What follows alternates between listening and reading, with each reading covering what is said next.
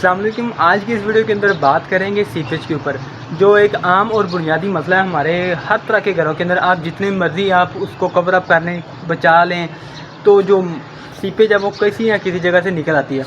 तो उस पॉइंट के ऊपर बात करेंगे। तो सीपेज हमें ज़्यादातर या तो हमारी मोंटी के ऊपर जहाँ पर हमारा वाटर टैंक पड़ा होता है वहाँ पर नज़र आती है, या हमारे ग्राउंड फ्लोर के ऊपर। तो फर्स्ट फ्लोर जो होता है, जो फर्स्ट फ्लोर कह रहे हैं, उसके फर्श के ऊपर हमें सीपेज नहीं नज़र आती। उसकी वजह क्या है? तो बिना टाइम वेस्ट किए हम वीडियो को स्टार्ट करते हैं। अभी आप ये भी देख सकते हैं कि सीपेज की एक बड़ी वजह हमारी डीपीसी का इक्वल ना होना, यानी कि कुछ घरों की डीपीसी वो कह लें कि 2 फीट पे होती है, तो कुछ 1.5 फीट पे आ जाती हैं, और किसी की तो कोई फीट पे 1 फीट पे रखता है तो कोई 1.5 फीट पे ले जाता है, यानी कि डीपीसी का एक लेवल ना होना। ये हमारा मार्बल लग चुका है। तो कुछ कारीगर हजरात कहते हैं कि जी जो मार्बल के किनारे होते हैं, जहाँ पर दीवार के साथ हम लेवल लगाकर उसको लगाते हैं ताकि जो काट छाट हो वो कटिंग वो ख़त्म हो जाए, और हमारा जो अंदर वाला एरिया, पट्टी से अंदर वाला हिस्सा है, वो गुनिया के अंदर आए। तो कुछ कारीगर हजरात क्लेम करते हैं कि इस किनारों से हमारी सीपेज जो है वो निकलती है। तो आज सारी जो डिटेल के अंदर बात होगी वो सीपेज के ऊपर ही होगी, सिर्फ़ और सिर्फ। अगर सीपेज इन किनारों से ही निकलनी होती तो फिर हमारा जो मार्बल लगाने का मकसद वो तो ख़त्म हो जाता, क्योंकि जो मार्बल है वो ख़ुद भी पानी जो है वो जज़ब करता रहता है। तो फिर हमें डीपीसी के ऊपर मार्बल हम लोग क्यों इस्तेमाल करते हैं, इसकी वजह भी बताई जाए। तो जो मार्बल है वो तो खुद पानी जज़ब करता ही करता है, तो फिर आप उसको डीपीसी के ऊपर क्यों लगा रहे हैं? और जो भाई कहते हैं ना कि हमारा बरसाती परनाले जो हैं वो बिल्कुल ठीक होते हैं, उनका मसला नहीं बनता, सिर्फ हमारी ये फ़र्श से ही पानी सारा हमारे छतों के ऊपर जाता है या दीवारों के साथ लगता है। तो भाई ये आप चेक करें, ये बरसाती परनाले का पानी खड़ा है और ऊपर से छत से सीपेज जो है वो नीचे की तरफ फ़्लो कर रही है, ना कि नीचे से ऊपर की तरफ कर रही है। अमूमन हम अपने घरों की दीवारों के सामने या फ्रंट पे, या जो भी हमारा अगर कॉर्नर का प्लाट है इस तरह का, तो वहाँ पर हम इस तरह की क्यारियाँ बना लेते हैं। तो क्यारियाँ बनाने का जो फ़ायदा होता है वो हमें खूबसूरती तो मिलती है, लेकिन जो नुकसान होता है वो ये कि क्यारी जब हमारी डीपीसी लेवल से ऊंची हो जाती है, यानी कि डीपीसी हमारी नीचे दब जाती है, तो तब हमें ये फिर जो सेम का इशू है वो नज़र आना शुरू हो जाता है। आहिस्ता आहिस्ता कुछ अर्से के बाद जो हमारा ये सेम का लेवल है वो इतना बढ़ जाता है कि हमारी छत लेवल तक पहुंच जाता है। तो यही होता है कि जब हमारी डीपीसी दब जाए तो तब ये इशू बनता है। खूबसूरती भी हमें नज़र आ रही होती है, लेकिन वो कुछ अरसे के बाद हमें नुकसान की सूरत में देखना पड़ रही होती है।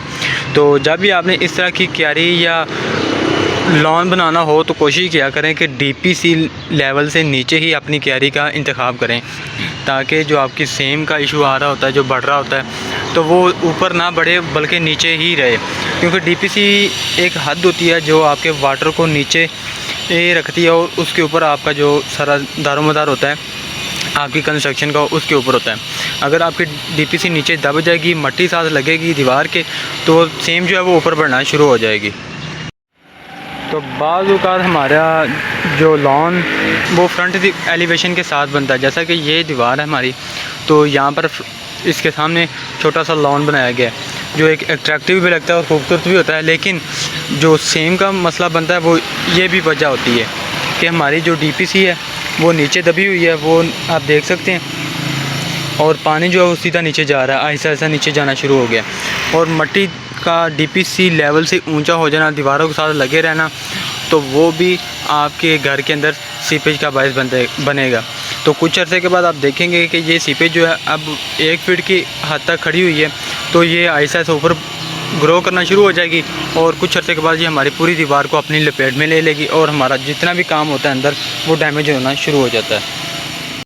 अब जो यहाँ पर क्यारी बनी है उसको आप देख सकते हैं कि वो डीपीसी लेवल से कितनी ऊंची है, और सेम जो है वो ये भी वजह होती है कि हमारी फ्रंट दीवार के साथ यानी बाथरूम बना होता है, तो उसकी सीपेज का भी इशू बन जाता है।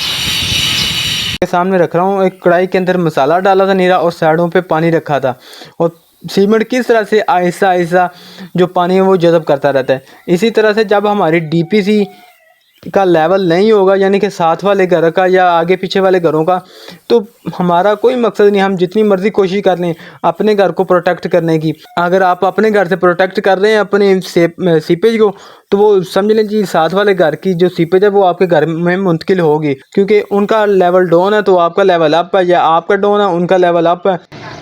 या तो हमें हमारे जो सीपेज है ये इस तरह की वाटर टैंक की जो छत है जिसे हम मोंटी वगैरह बोलते हैं तो वहाँ पर नज़र आती है।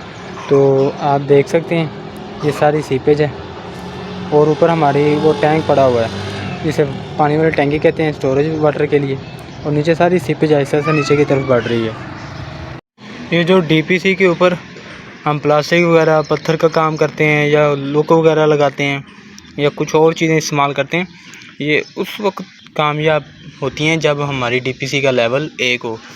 अगर एक की डीपीसी ऊंची हो और एक की नीचे हो तो जो सेम है वो क्रॉस करेगी और एक दूसरे के घरों के अंदर शिफ्ट होना शुरू हो जाएगी, तो फिर डीपीसी का जो मकसद है वो फौत हो जाएगा। तो ये तो थी आज की हमारी वीडियो। इस वीडियो के अंदर सिर्फ और सिर्फ बात की है सीपेज के ऊपर। अमूमन कारीगर हज़रात का ख्याल होता है कि हम 1 से 1.5 इंच की डीपीसी डालकर और चल जाएगा हमारा काम। भाई 3 इंच की डीपीसी डाला करें, कोई बात नहीं, 30 40 फीट 50 फीट कंक्रीट लग जाएगी, लेकिन आपकी डीपीसी जो है वो एक रद्दे के बराबर आ जाएगी और बाकी जो लेवल वगैरह होगा वो भी क्लियर होता जाएगा। और साथ में जो मज़े की बात है वो जब कारीगर हज़रात अपने फ़र्श कच्चे कर रहे होते हैं तो वो कोशिश करते हैं टाल की वजह से यानी स्लोप की वजह से डीपीसी का फ़र्ज़ करें 3 इंच की हमने डीपीसी डाली है, वो ऊपर से टाप ले लेते हैं और आगे गारा जहाँ तक उसने एंड करना होता है कमरे की कर लें तो वो आधी इंच या 1.5 इंच 1 इंच छोड़ देते हैं। तो मेन डीपीसी डालने का जो मकसद होता है वो फौत हो जाता है। जब हमारा मार्बल लगेगा तो जाहिर सी बात है उसने डीपीसी को कवर अप कर देना है, और जब डीपीसी को कवर अप कर दिया तो जाहिर सी बात है हमारी जो सीपेज है वो दीवारों के साथ बढ़ेगी, तो बढ़ने की वजह से वो सीपेज का जो इशू है शुरू हो जाएगा। डीपीसी बेसिक यही वजह से डाली जाती है जो हमारी जो सीपेज है वो नीचे दफन हो जाए। तो जब हम ये छोटे छोटे पॉइंटों को ख्याल नहीं करेंगे तो ध्यान में नहीं देंगे तो डीपीसी को दफन करते जाएंगे तो सीपेज बढ़ती जाएगी। ये जो वाटर टैंक है ये जब कारीगर रात इंस्टॉल करके चले जाते हैं तो जो मालिक मकान जो रहायश पजीर होते हैं वो ध्यान ही नहीं देते।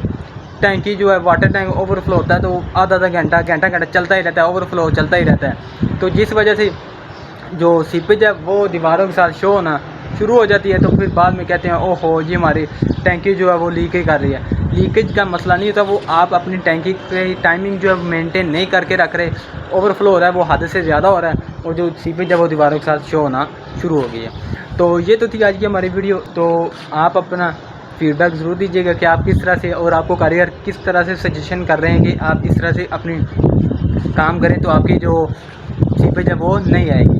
तो मिलते हैं नेक्स्ट वीडियो में, तब तक के लिए अल्लाह हाफिज़। अपना फीडबैक ज़रूर दीजिएगा और चैनल का भी ख्याल रखिएगा।